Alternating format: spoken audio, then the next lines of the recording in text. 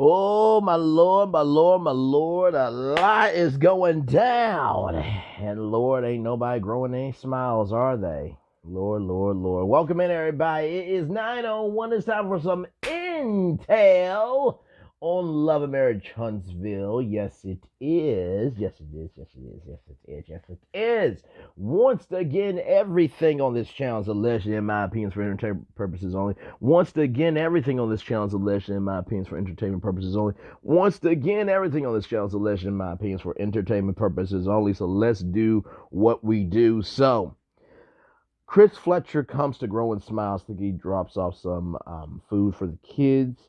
And Nell said Chris is looking fly. He did have this blue, I think it was plaid or checkered pattern suit. Looked really good. I'm not going to say here in front. It was a nice suit. It was a very nice suit. Chris says he does what they let him. Nell says, okay, put that stuff down because we got to talk. So, Chris said that he came from closing, that everybody was happy, and Nell was very excited about that. So, Lord. So Chris was torn with what they have been through, because they have been through this with Alexis. So, they're talking about the family dinner with Alexis and this car thing, right? So Chris says, how do you feel? How do you feel that you've been mistreated when basically, truly, at the end of the day, this is over something materialistic, right? So Nell says that she's not gonna keep explaining herself to Lexi, and it hurts as she's strained. And Chris says it tears him apart every time that she acts like this, because Nell said that she thought that they were in a good space. So Chris said his relationship with Lexi or Alexis has been difficult throughout the years, and Nell said because of the family dinner, it took a step back. Nell says that she feels that she gets the short end of the stick, and that's how she feels when it comes to her kids, their kids rather, telling leaving her out the loop of things. And so, well, not just that, but also too that she feels the short end of the stick with Lexus, of how she feels, what she is told versus what's actually true.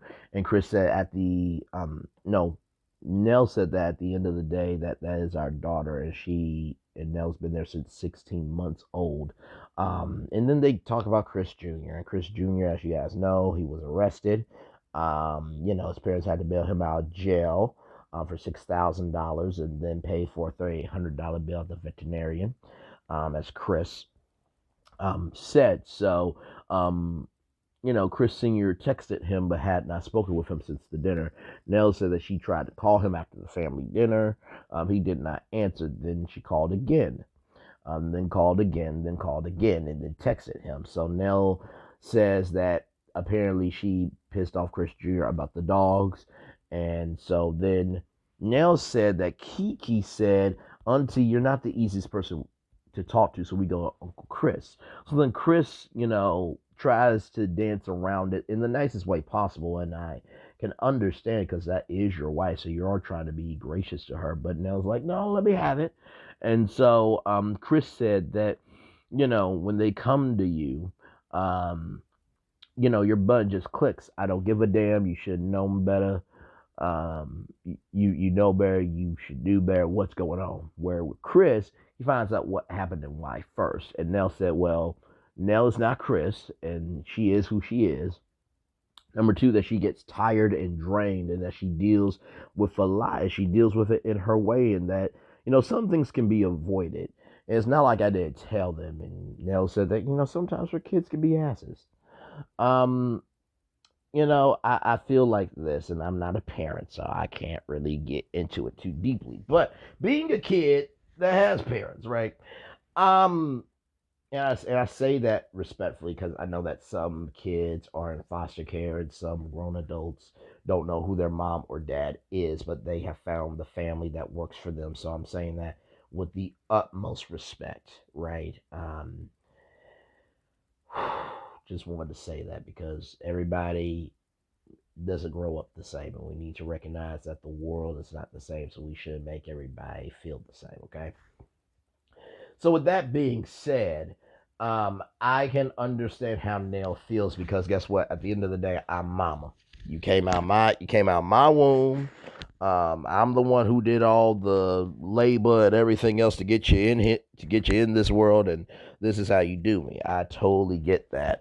But also too, sometimes it's not just what you say; it's how you say it.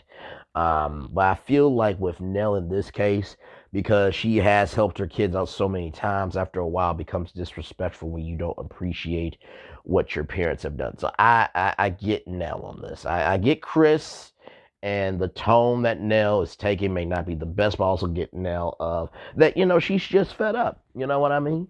Um, and so, Lance and Chris Jr. touch it 2 or 3 times, and basically what she was saying that sometimes kids don't listen when you tell them like don't touch the stove, it's too hot, and Chris is like, well, you know why they touch the stove? Because they know that mom's gonna give us hell, but she's also gonna put something on it to fix it. And Nell said, well, she ain't fixing ish no more. Nell said that's probably why she's not getting any calls. She's not crying more. She's putting her big girl pants on and drying her tears.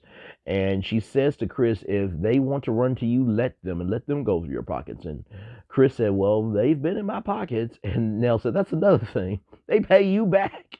Nell says she doesn't get paid back and that she's on a 2 to 3 year payment plan. And how can you be on a payment plan with no interest? But because she's mama, she doesn't charge interest. And Nell said that moms have to change from mommy to mom and be more stern and stricter, because if not, they will never grow into who they want to be if you're always trying to make sure things are okay. And Chris says and thinks that she's doing a great job. And I totally agree with that. And, my mom and dad, they said something to me a long time ago. They said, Braylon, we love you. But from birth to 18, we are your parents. After 18, we are your advisors. And I think that's the best way to be a parent is after 18, we're your advisors. We're still gonna be there for you, but you have to live your life. And it's like kicking the bird out the nest. That bird is scared to fly, but once the bird realizes that he has wings and flies a couple of times and really gets out there, eventually their 4 wings do work. You know what I mean? So, but everything takes time, right? Nothing good, nothing worth anything that is joyful and fruitful ever comes easy. And Nell says she doesn't know how we move forward. And Chris says that, Chris suggests family counseling. And, Nell is like, that's funny that you mentioned that counselor needed counseling. And Nell says that, that she counsels so many parents. And, listen, at the end of the day, everybody needs counsel, and you cannot be your own counsel.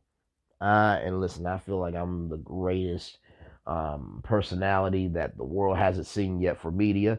But in the same token, I need counsel. You know what I mean? I need counsel for my finances. I need counsel for how to handle and be in a relationship. I need counsel where I'll be a brother. I need counsel where I'll be an uncle. We all need counsel for something. And I always have said this.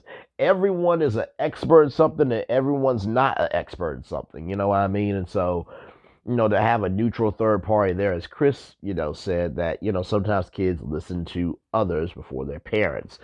And so yeah, I thought that was a very productive scene because that family dinner was a lot, and we're not going to just sit here in front that there's not family dinners that are not like that in real life. We're not going to do that. We're just not going to do that.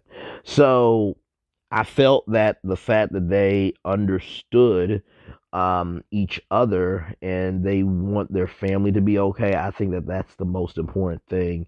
And listen, if you keep being upset over the blessings that you did not get, you are missing out on the blessings that are in front of you that you can get now. You know what I mean? So I just saying, like, and honestly, truly, at the end of the day, like, I have come to realize that maybe the reason why I wasn't approved for some things in life, because maybe it wasn't my time. And regardless to Lexus, you don't get a second chance to live one life. You don't. And I think you need to be able to humble yourself to your parents and recognize that, hey, they did what they could for me. I'm doing what I can for me. And just wash it and leave it alone, because once they go on the ground, that's it. So just want to put that out for Lexus. I feel like all those kids have love in them. It's just family is family, and that's what it is. So that's my take on this scene on Love and Marriage Huntsville. Like, comment, share, and subscribe. One love, much love, all love. Bye, yeah, yeah, yeah, yeah, yeah, yeah, yeah, yeah. Bye, yeah, yeah, yeah, yeah. Bye, everybody.